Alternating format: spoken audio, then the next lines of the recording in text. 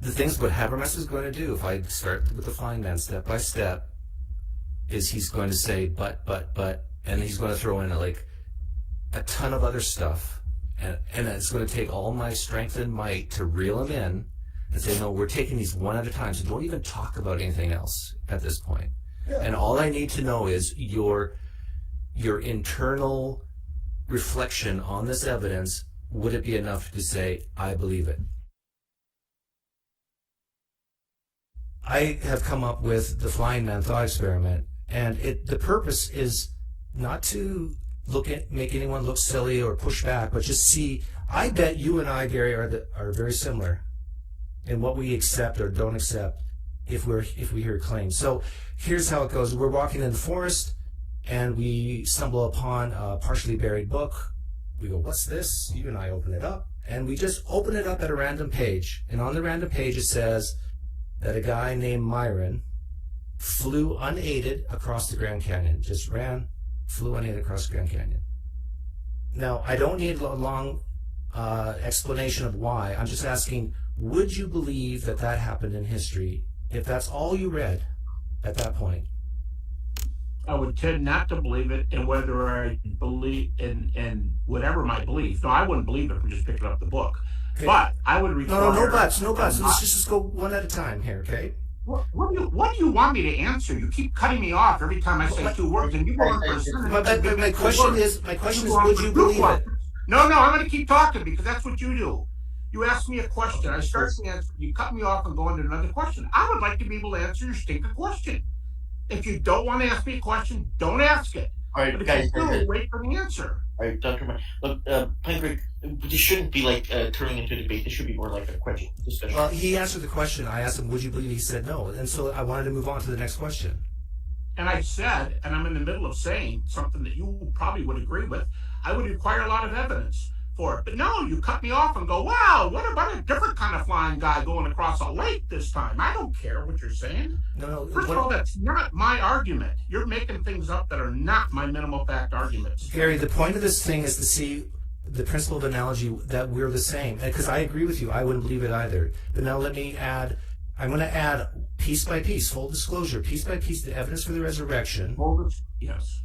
I'm going to apply to the flying man. So let's say we flip the page and it says that Myron flew in front of 500. He flew in front of his 12 friends and finally to the author of this book, this letter. Yeah. Would you believe it now? Not when I don't know who Myron is. I don't have a clue what his background is.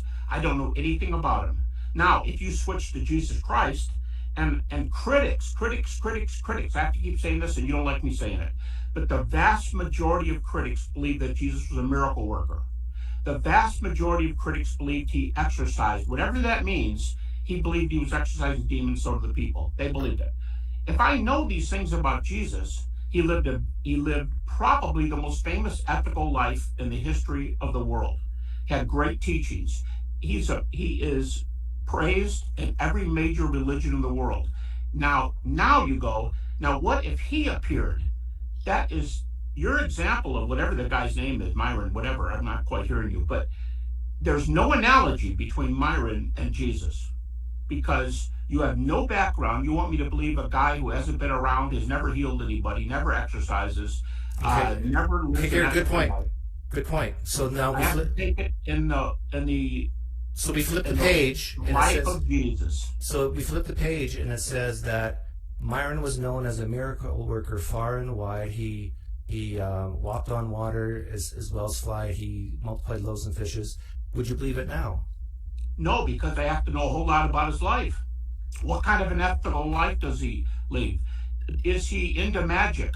Are any of these doing? I would ask the same questions you do about naturalistic theories. Okay. And I would welcome you to make up a naturalistic theory about the resurrection since you like Myron so much. That's a good question. If you're going to make a naturalistic theory about Myron, make a naturalistic theory about Jesus. Go for it. Tell me what happened with the resurrection. If Myron did lead, if you became convinced Myron did lead a very ethical life, are you saying that you would be more likely to believe he flew across the Grand Canyon? If you showed me a bunch of evidence in a bunch of other areas now, and I start applying naturalistic theories. The things what Habermas is going to do, if I start with the flying man step by step, is he's going to say, but, and he's going to throw in like a ton of other stuff. And it's going to take all my strength and might to reel him in and say, no, we're taking these one at a time, so don't even talk about anything else at this point. Yeah. And all I need to know is your internal reflection on this evidence. Would it be enough to say, I believe it?